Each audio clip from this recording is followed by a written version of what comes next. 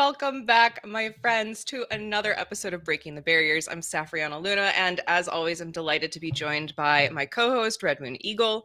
Today, we're going to be talking about the karmic spiral, the karmic swirl, the karmic whirlpool, whatever you want to call it, karma and what it's really doing. So, as always, I like to caveat this program just by saying that we're here to help you see a different perspective. You do not have to agree with us. We are not the be all end all. You and your intuition and your inner truth is the most important thing, but maybe we help you notice a pattern or see a possibility that you've not encountered before. That's our purpose here with Breaking the Barriers. So, as we get started, Red, if you would be so kind as to introduce yourself. My name is Red Moon Eagle. Thank you so much for that beautiful introduction. I'm a catalyst, teacher, and a healer. So we wait and see what that catalyst energy is going to do today. Catalyst energy is like dropping a very large boulder into a pond. And I am aware of it. And when we swirl, I think it's important to know that we kind of do that sometimes. But let's dive into it, Safrianna. Let's see what comes up. I'm excited. Yes. Oh, I love that description, by the way, of a boulder into a pond. That's very accurate of catalyst energy. Dig it. And just in case you don't know me, like I said, Safrianna Luna, the Queer Spirit Guide. I am a clinician, a trauma specialist, a communication specialist, author, speaker, just doing what I'm a manifesting generator, multi-passionate creative. That's what I ultimately am.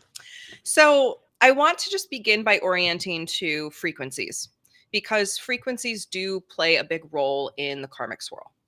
Mm-hmm. And this is something we do have past episodes if you want all the fine details on.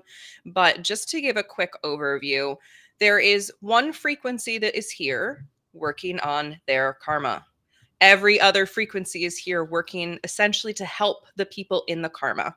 And that, according to Red's observations in the world, we believe there to be about 80% or so of people who are actively doing their own karmic work, and then 20% that are assisting or otherwise kind of supporting somehow in the process of recoupling with ourselves after trauma.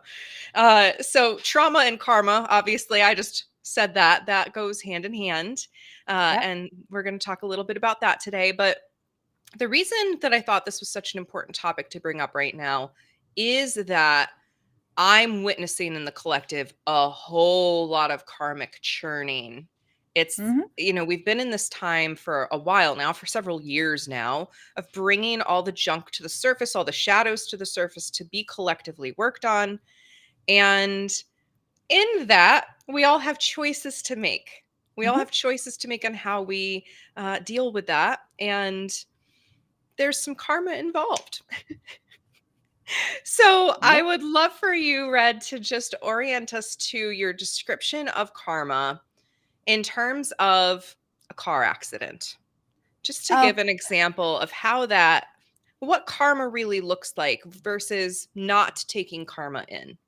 Right. It's my favorite analogy. Thank you for that.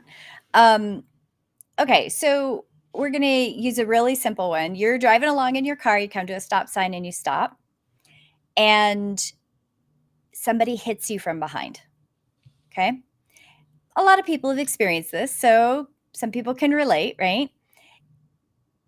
Karma in this circumstance is the intersectionality of the two people in the cars. Okay. One life is one car. You're the one in your car. You came to the stop sign. And the other car is that intersectionality. Okay. You got a bump. Okay. There's choices in every single intersectionality. If the person gets out of the car behind you, runs up to the car and starts screaming and yelling and hollering at you, and you're like, whoa, dude, right? You have choices. You can allow yourself to say, wow, that person must really be having a lot of things going on with them. Like, I think I'm just going to keep my door closed and call the police and have them come because they clearly have something going on and I don't need to put myself into danger. But there's layers of this, right? Like, I have seen the intersectionality play out a little differently. Somebody hits you and you get out of your car and you run back to the car behind you and you're yelling and screaming at them. Like, how could you do that? Weren't you paying attention? And then police come, all the things happen. You get in your car and you go on to work, but you spend all day obsessing about how they ruined your life. And now you have to have your bumper repaired. And what if there's more damage? And you have to pay a copay to have somebody look at it, et cetera, et cetera, et cetera, right? You are now holding on to karma. You are now owning something that you don't have to own. You don't have to sit in that. Does that mean that every intersectionality in your life doesn't have impact? I'm not saying that. Intersectionalities do have impact, but whether or not you choose to hold on to that shit is a choice of whether or not you're going to hold on to karma. So how that plays out in life is you got rear-ended. You spent the next 6 weeks pissed at that random person. And then you can have a complication, right? You're pissed. You got their insurance card. You did all the things right. You maybe didn't call the police, but you did the whole exchange thing. And then you found out, oh, they actually haven't paid their copay for insurance. So they actually don't have good insurance and it's not going to be covered. And then you add that disappointment, fear, rage, shame, whatever on top of all of it. And you're holding on to more of it. And now every single time you hit an intersection and a stop sign, you slow down to 10 miles an hour, 4 miles an hour, 2 miles an hour, 800 feet before the stop sign because you're paranoid that you want to give the people behind you plenty of time so they don't hit you by accident again. So you're anticipating somebody else's intersectionality to the point where it's crippled your ability to move forward in your life. Mm-hmm. And now maybe you avoid all intersectionalities. You avoid all stop signs. Now you're going to go do a roundabout, but you're going to drive around the roundabout 3 or 4 times every single time because you're absolutely paranoid that somebody's going to hit you from behind. That's how karma plays out in our lives. And there's layers to it, but that's the summation of karma. Yeah, first off, I thought of this story when I accidentally pulled out in front of someone at night recently, and they followed me honking their horn and tried to ride along. There was no accident. There was plenty of room, but they were very angry, and I was just in my car. I'm not looking. I'm sending blessings. I'm very sorry, but I'm not attaching to this. We're all okay. And it was just very funny because I was like, karma. I'm not letting this karma stick. That's theirs. So sorry again. My bad, but no, I don't need to buy in this big way. But anyway, what this analogy also makes me think of in terms of the karmic swirl too is the intersectionality with generational trauma. Oh yeah. Because really when I look at gosh, there's so many intersecting topics here. If you are totally confused about what we're talking about, we probably have talked about specifics in other episodes, just a caveat. But it makes me think of just this narrative that we're on in the spiral, in the larger 9 dimensions of spiral of this particular universe, and the 3D through 5 into 6D, if I'm recalling correctly, being where we're really working out karma. And so being in this body here at this time means that we are doing karmic work no matter who you are. Again, whether you're holding the karma yourself or you're helping someone else try to navigate it. But this karma has been passed down for eons on this planet, especially as we amplified that with a lot of the colonial imperialist violence that has come into the world. And that's the karma we're really contending with right here, right now, is this like hierarchical generational stories that have clung. One of the reasons I really like the car analogy to karma is that there's a part of the story that I very rarely use, but if you think about how we travel in the world, everybody knows what a car is, right? But intergenerationally, if we go backwards, we weren't driving cars. It was a horse or a wagon so there was an animal entity that was on the journey with you in everything that you did. And we have moved away from that. So when you have our animal helpers that are with you every step of the way, and you hit an intersectionality, you have support. You have built-in helpers in every single thing that you're doing in your journey. That's why the analogy works so well. So if you're in a horse and buggy and you get to a stop sign, right? You get to a place where you have to stop. It's really hard to make a horse run into you unless the horse and wagon are running away terrified of something else, right? So there's a pause built into that system that we do not have anymore. So when you're in a car, there's no other assistance. You have no built-in assistance in your journey. It's not that it isn't there. It is always there, but we don't see it anymore because our mode of travel has changed, right? So when we look at the intergenerational stuff, think of it really logistically. Would your great-great-grandmother be a little weirded out that you hit a stop sign and the computer in your car goes, somebody is too close to you? You know, like there's cars that have that weird voice in it saying, hey, there's somebody too close. Like, would she freak out? Probably, right? And your great, your 5 to 7 to 8 great grandparents may not understand why we are so disconnected, why everything happens so fast, and that we're not giving ourselves time. We're not giving ourselves a pause in those intersectionalities. So it's really easy to stay spinning. So I'll use this like a real world example. I'm going to use your intersectionality as an example.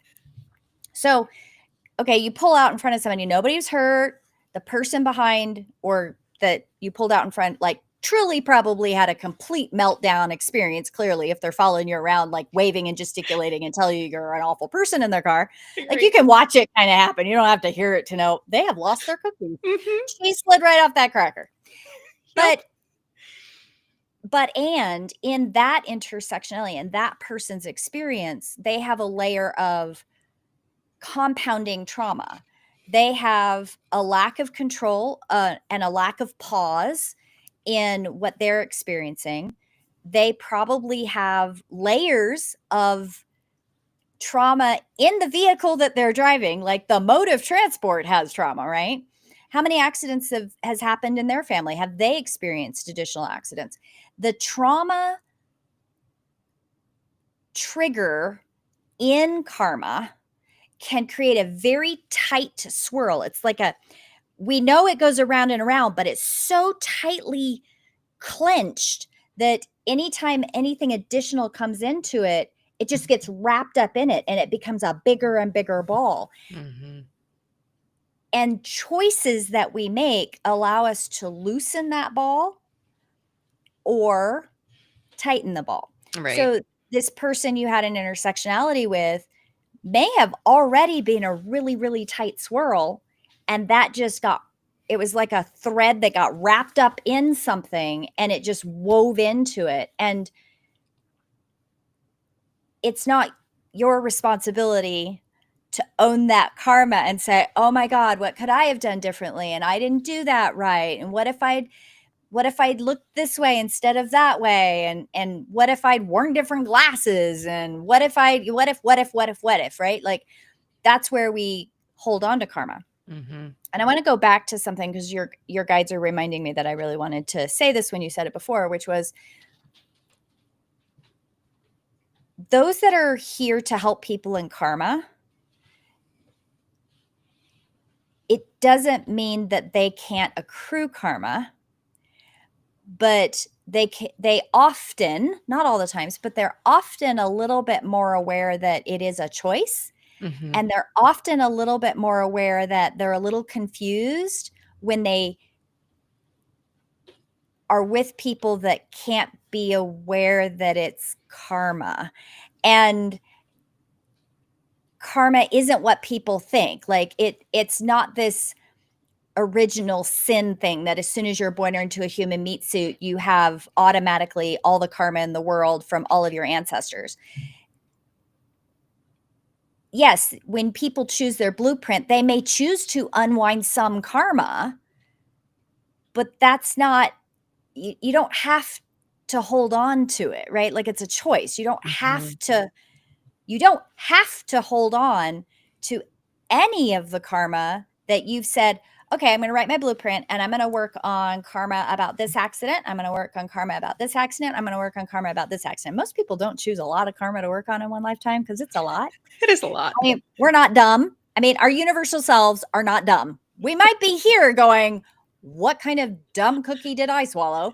But you don't do that. Your higher self, if you want to use that awful term, your multi-dimensional quantumly connected self wouldn't do that to yourself. So it's not this whole lifetime journey of picking apart every single karmic interaction you've ever had in the timeline of the universe. Like we don't do that to ourselves. But we do choose experiences that help us unwind karma a little bit along the way until we can realize, oh yeah, I don't have to hold on to that. I can let that go. Wow, that's pretty easy. Wow, that was a lot easier than I thought it was going to be. Why didn't somebody tell me that before? Well, somebody probably did, but you wanted to do it the hard way. We all do it the hard way. Yay. We all do it the hard way And until we realize that. And the helpers are doing the help. The helpers ask the questions. Why are you doing it that way? The helpers ask the questions like, you have to be in your meat suit. Like, you can't bypass this shit. The helpers say things like, greens, they're notorious for being born into families that are just all yellow or all working on intergenerational trauma. And a green will do the one thing that triggers everybody in the room. Right? Speaking the truth. Speaking the truth, showing the truth, demonstrating the truth that you don't have to hold on to it. Mm-hmm. And that's triggery to people in trauma and karma, but they're doing their job. They're doing the thing to make everybody uncomfortable. I just had this image of yellows, and yes, to backtrack with the frequencies, yellow is the frequency label that we use for people in karma. Green are the primary helpers, as Red is saying. Heavy lifters. The heavy lifters, yeah. I'm picturing people in their trauma and karma with like this little Easter basket, and they're like, this is mine. You don't get to take it from me. Because that's what I've encountered so much is we do get over-identified with our trauma, and we do get over-identified with karma if we're occurring it, or if we're not, because we see other people's karma and we're like, am I supposed to do that? I can't. I know that I'm allowed take to it and borrow it. Oh my gosh, don't take other people's karma. I know so many people that think that that's like their job is to literally get in the trenches and try and take on other people's shit. And I'm like, no, stop that. We don't have to, like, if we're not here doing our own karma work, we don't have to experience the karma in this life to learn a lesson. You don't have to. You can observe. You can learn plenty by observation. And it's really not hard to see people in the karmic swirl when you really do step back and look, because it looks like people making the same damn unhealthy choice over and over and over and over again. And even some people coming in and being like, do you realize you're doing that? And then being like, I don't know what you're talking about, and continuing to do it and do it and do it. And that's like the bottom of the swirl. Because then I meet some other people that are clearly doing karma work, but they're like up here and they're like, oh my God, thank God you're here to help give me this handout because I'm so done with this. And that's, there's this spectrum of that karma work too, and a spectrum of how we are approaching it. But it does come back to free will and choice. And we all have the choice to not take it on, to not embody it and embrace it and implant it and pack ourselves full. And the interesting thing about karma is I've met, and I jokingly say this, but this is an absolutely true statement. Like, for decades, no other color ever sat in front of me in a session. It was always yellows. I'd look at the green, walk by the table at the farmer's market going, oh, please come sit down. And they'd go, no, I do not see me. Do not see me. Do not see me. And I really thought for a long time, I really did think it was me. I was like, what's wrong? But I learned so much from yellows. I really spent a lot of time with them. And the time that I spent with them, they taught me so much about, because I've met some yellows that they've been able to go, okay, clearly I can choose not to do this again. And they do step out of that swirl.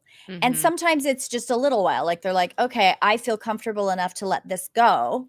So I'm going to step out of it for a little while, but then I'm going to fall back into it. But then I'm going to step out of it and then I'm going to fall back into it. But they fall back less, right? Like they fall back into that tight, and it becomes very loose. So it's no longer this tight knot of entrenchment. I have no better word for it, but it's like watching the greyhound, the retired greyhounds, when they run around the yards and they end up with the trench all the way around the yard. That's kind of what happens with karma, and nothing will grow on that track. You cannot grow things when you're entrenched in that swirl. But I've met so many yellows that I call them very bright, because yellows start resonating this illuminateness when it doesn't mean their frequency changes. Their frequency doesn't change, but they're more aware of the choices to either be in karma or not be in karma.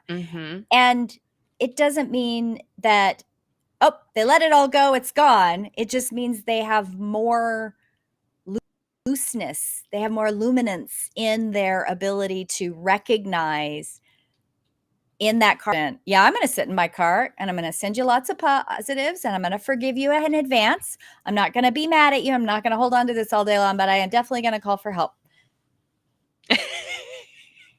Because that's what all the other vibrations are here to do. They are the call for help. They are the ones that you call to say, help me navigate so I don't hold on to this, and help me forgive and let go of and feel all the feels. Right. Going back to the generational trauma piece, like I do want to again just say, because I like to really offer reassurance, because I know we say challenging things here, that there's nothing wrong or bad about you if you're in karma. Like we have all been on that journey here in the 3D. If we're here, probably. Like we've probably been there at some point in time. Yes. But there's beauty in this relationship of yellow and everything else, because it's teaching us community and cohesion and communication and how to come together, because on those higher dimensions, using air quotes here, on those other higher numbers, right? If we count, it's a higher number. But those dimensions where there isn't karma, there's so much more enmeshment and interwovenness and telepathic communication and all that. That would be very hard to do if you're spinning in karma, because there's a separateness, an us versus them energy that I think is very natural to karma. Yeah, it becomes an us versus them.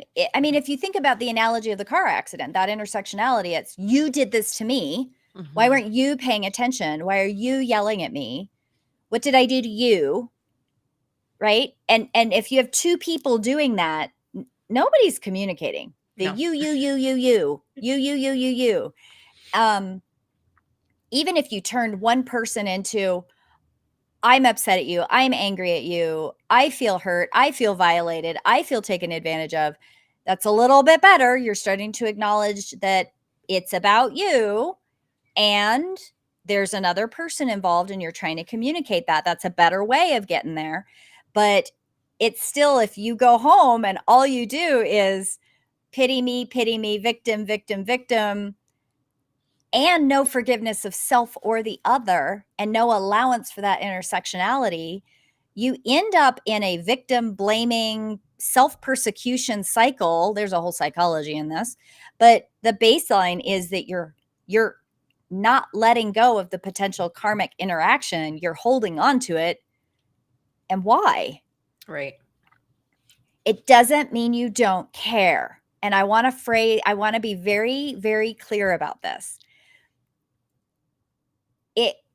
It can sound like I'm telling you not to give a shit about the people around you. And that is not what I'm saying. What I'm saying is, we are quantumly connected, interdimensional beings, and we are all love. We are all love in other dimensional spaces and time. Okay. But when we come here, it's gritty, it's dirty, it's hard, and we have a lot of fear, a disappointment, shame. We have a lot of things going on. I've experienced these things. I am not above and beyond any of this. And it's easy to get entrenched. It's easy to forget that we are quantumly connected, multidimensional, loving entities. And when you have an intersectionality, it's really hard to conceptualize. I think for most people, it's that conceptualization that I can look at the person that's in my window railing and screaming and yelling at me. And I'm a little bit like, are they going to break the window? Like, can you look at it with that removed curiosity of, I wonder what kind of bad day they had. And it's really easy instead to go, oh my God, they're mad at me. Oh my God, what are they going to do to me? Oh my God, I'm going to be angry too. I'm going to dredge up that flight or fight and do the fight. And I'm going to dredge it up from the bottom of the internal side of me. And I'm going to match that, right? It's easy to fall into that trap, that karmic trap. Okay. Mm-hmm. It's a lot harder in this world to remember that's an entity too. And I don't care how that entity shows up as a 6'5" angry man or a 4'2" Karen. It doesn't matter. They are their own entities and you are your own entity. And I'm going to use the word grace, the grace and compassion that we can give space for the other person does something to you. Yes. And what that does to you is gives you space and that pause that we don't have in our world anymore, built into our word anymore. It gives that space to say, okay, I don't have to hold on to this. And that it gives space for the intersectionality and that past generational trauma to also have space to start the healing process. Mm-hmm. Yellows have taught me so much about the potentiality. I like to say I've never met anybody who's reached their full potential because everybody I meet, I don't care how enlightened they think they are, myself included, I'm kind of dumb sometimes. The universe gives me many lessons frequently to keep my ego very down. and that those lessons remind me frequently that we live such short lives and we can get caught in this karma and it stops things moving. You can't reach your potential. You can't get out of the rut. Nothing will grow in that track. And we're here to help each other, not be in that track, but we have to give each other a lot of support to get there. And we have choices. You can choose to be in the track. If this is the one thing that you don't want to let go of because that's safe and it feels like you understand it, enjoy, have a good time. I would recommend not hanging around any catalysts while you do it because that will not be comfortable. Yeah, what comes up for me in this is one of my, I want to call them famous, but I'm not famous. So with my clients, famous phrases, because it's like one of my things that I come back to again and again about compassion is that compassion does not equal enabling. And this is where greens, I'm going to call us greens out because again, I have green frequency. A lot of us think that in order to help someone through their karma, we have to completely accept all of the things that they're doing to hurt themselves and others.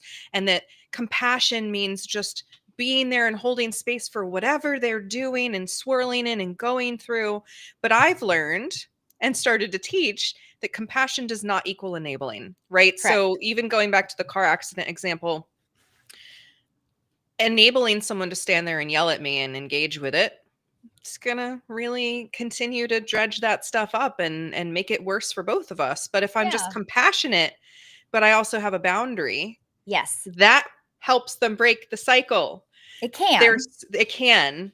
It But gives them the choice that there's an option to break the the cycle. choice, exactly, Yes. because when we're just like, I'm just going to be compassionate, I'm not going to say anything, I'm not going to have any boundaries, I'm not going to do anything other than let this continue to be exactly what it is, that does not give an opportunity for different choices or breaking the cycle. And Yep.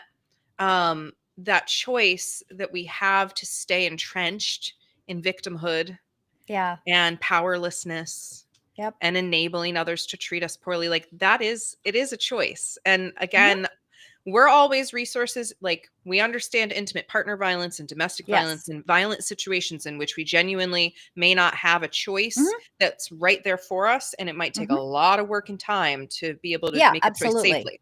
But generally speaking, we have the power of choice all the time. All the But time. we don't always make it in our highest interests because there are these generational stories and all of these Yes. shadows that are here swirling around us all the time for us to contend with. And that brings me to the awful things that are happening in the world today. Yeah. And I'm going to say this, and it can be triggery for people. So if I say something that's triggery, please take your time. Please walk away. You do not have to listen to this until you're ready. Okay. But there are people right now that are being victims. They are being targeted. They are being held in facilities. They are being persecuted, unalived, taken, disappeared. These are real things that are happening. And in the metaphysical community, in the witchy community, there are people that are starting to see targeted events in their life, in their community. Now, I know this. This is part of that dark time that we've talked about. Mm-hmm. Even in that, you have choices. There was a book, I really wish I could remember the title of it. I was going to look it up prior to our call, and then I got busy somewhere else. But there was a book written by a survivor of Auschwitz. Trying to figure out how to Americanize what I want to say in German. Anyway, basically it was this woman. She wrote a book. It was an autobiographical memoir about her experience. And part of the book is just raw. It's raw. She's giving factual, these are the things that happened, but she's also expressing all of the emotions, like, why is this happening? And as she's processing the book, you can kind of see the healing process where she comes to a place where she says somewhere in it, and I can't remember exactly when in the book she says it, but something to the effect of, I forgive them, but I'm not going to excuse them. Right? I'm holding them accountable, but I am going to forgive them. I am going to forgive myself because there was nothing I could do, because there is a powerlessness. When you're being persecuted, there is powerlessness there. Yep. It is real. I have not been persecuted in the way that people are being persecuted today in our society. I have not. I have had my own experiences, and those experiences are what they are. But I do know what being powerless is in the face of being a victim. And that sense of powerlessness in your physical body, your 3D meat suit, does not define you as a spiritual entity. And that's one of the reasons I really liked this book, is that it reinforced something that I've always questioned a little bit, because I am clearly a pasty white chick, like I'm not being targeted, right? So I have to look at the intersectionality of that privilege and go, how can I be more compassionate? And how can I understand that karmic cycle in that lens? Because I can't experience it. So I have to find a way to understand and be compassionate. And one of the things that drives me crazy about some of the social work type language is have empathy for people. And I'm like, empathy and having the gift of empathy is so confusing right now. And not everybody is going to be empathic, but Right. everybody has the ability, everybody, even the most damaged human with a lot of trauma, can learn to have grace and compassion for their fellow beings. but not everybody's going to be an empath, right? So Right. the things that are happening today in the world is going to trigger societal traumatic issues, that colonialism, that racism, that othering. And we're watching it play out at a national level. We're watching, think of our legislature. They've just completely bent over in half to accommodate a group of people that are clearly entrenched in their own trauma. Mm-hmm. And that entrenchment and the bystander allowance of I have no power to do anything, so I'm not going to do anything because my own trauma and my own karma won't let me get out of that swirl to say, maybe we shouldn't do it that way. We're watching it play out. So watching people being victimized and being targeted. And it's okay to feel angry. It's okay to feel helpless. It's okay to be confused, not know what to do, feel like you're screaming into the void of darkness. This is wrong. And if you're any other frequency than yellow, there's so much wrongness that your body wants to scream all of the time and you're exhausted, right? Yellows in that experience, it would be very easy to say, well, there's nothing I can do. But this author that she wrote from having survived Auschwitz is a clear example of someone who realized that they could step out of that karmic swirl and say, yes, I was victimized. Yes, I was tortured. I was hurt. I was targeted, all the things. And I can choose to heal. I can choose to say, I forgive you. I can give you grace. I can give you compassion. I can say all these wonderful things. I can forgive myself and know that there was nothing I could do differently. And I can also say this was still wrong and we should never, ever do this again. And I'm going to hold you accountable for that. Yep. We can be more powerful in the world in our day-to-day interactions when we're not swirling and when we allow the intersectionality to recognize it, recognize the intersectionality, allow ourselves those choices to not gain more karma on top of it, and to hold those accountable that need to be held accountable. If somebody says something that doesn't feel good, we have been told, and I have been told this by enough greens to know that I think it's a green thing, that we just have to be nice to them. We just have to be nice to them. We just have to let them, they just don't know any better. Okay, a 2-year-old doesn't know any better, but a 40-year-old man or woman knows better. No, create that boundary. And you can do it with compassion and grace. Yep. We can do this. We can do this. I get asked every once in a while, they're like, man, you were so calm. And I'm like, yeah. They're like, how, weren't you upset? I'm like, and what was I supposed to be upset? Like, I'm very aware of that intersectionality.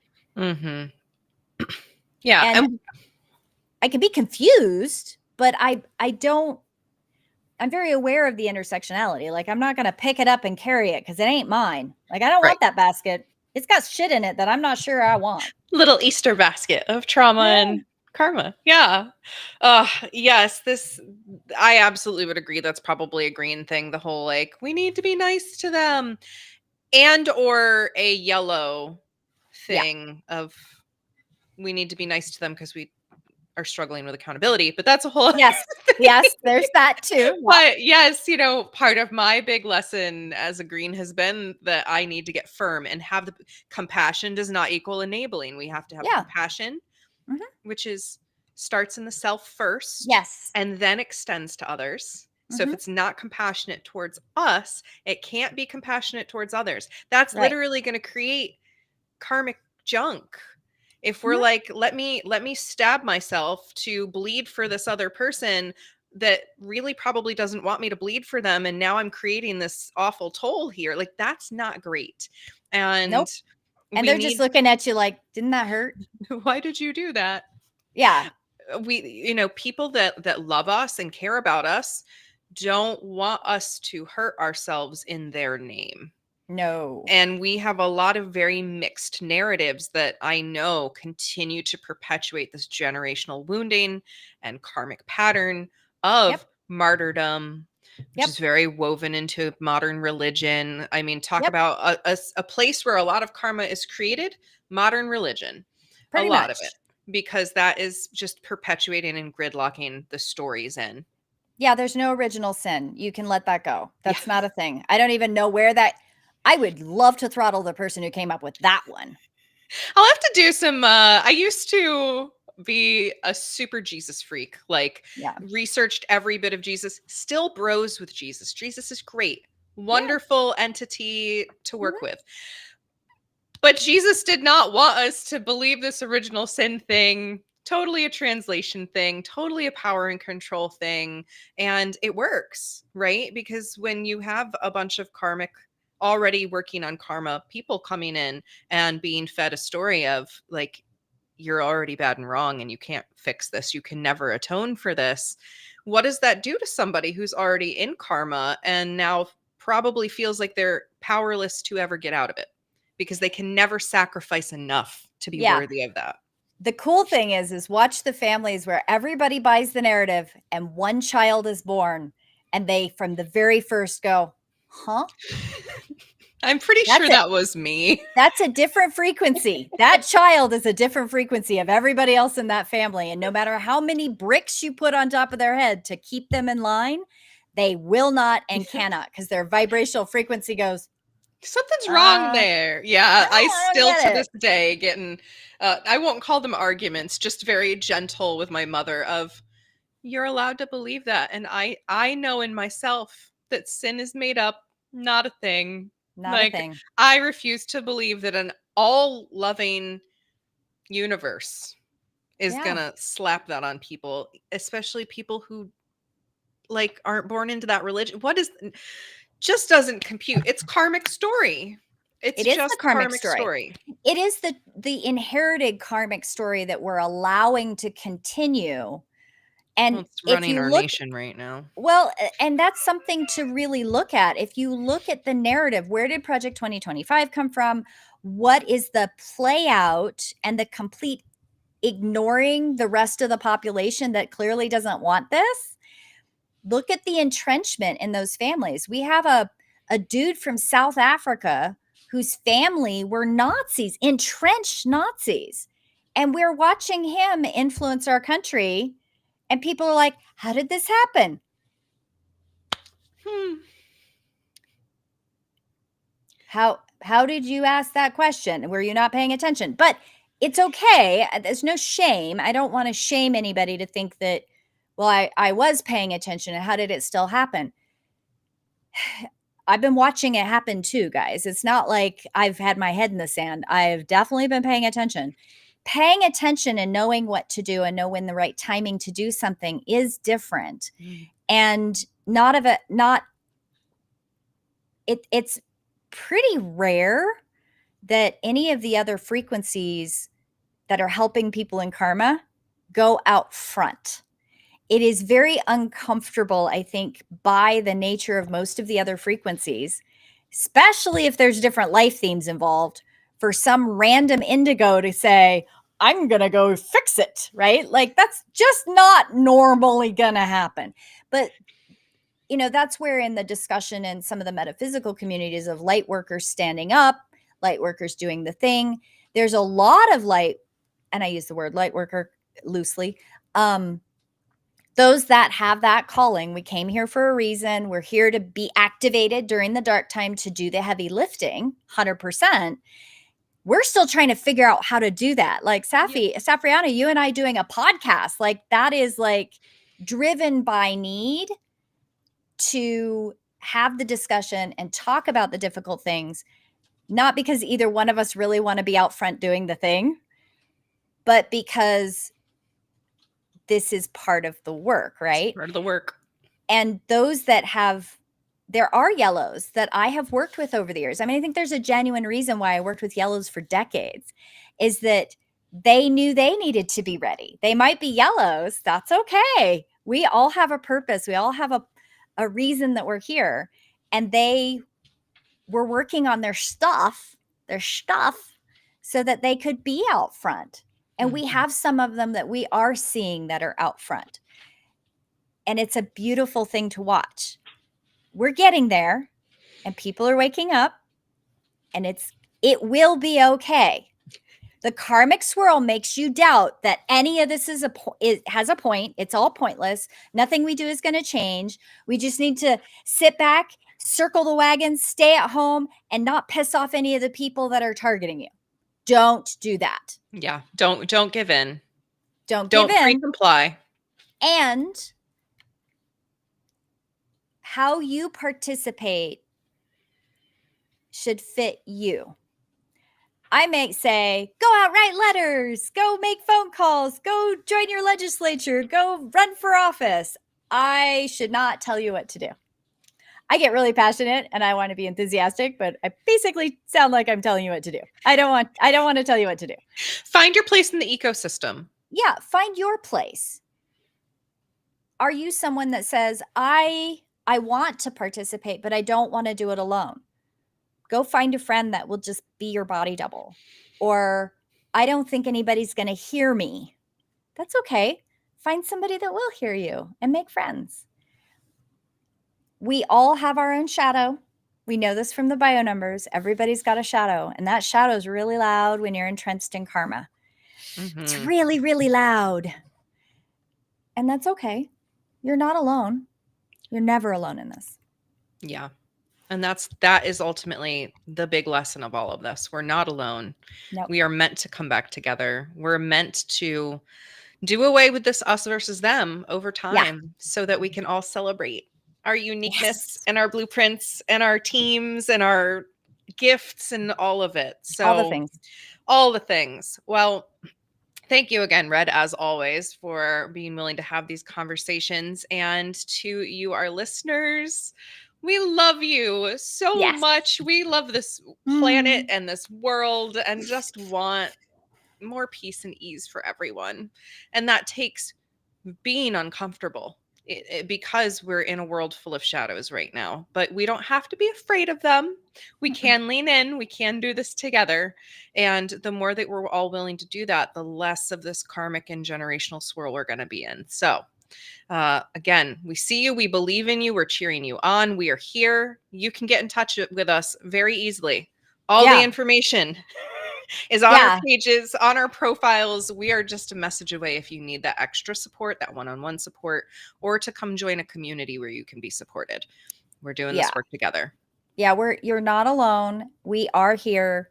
If you find this, you're like, who are these people? Go watch some of the other videos. We have a lot of them. So many. we're very passionate about it. That's why there's so many of them.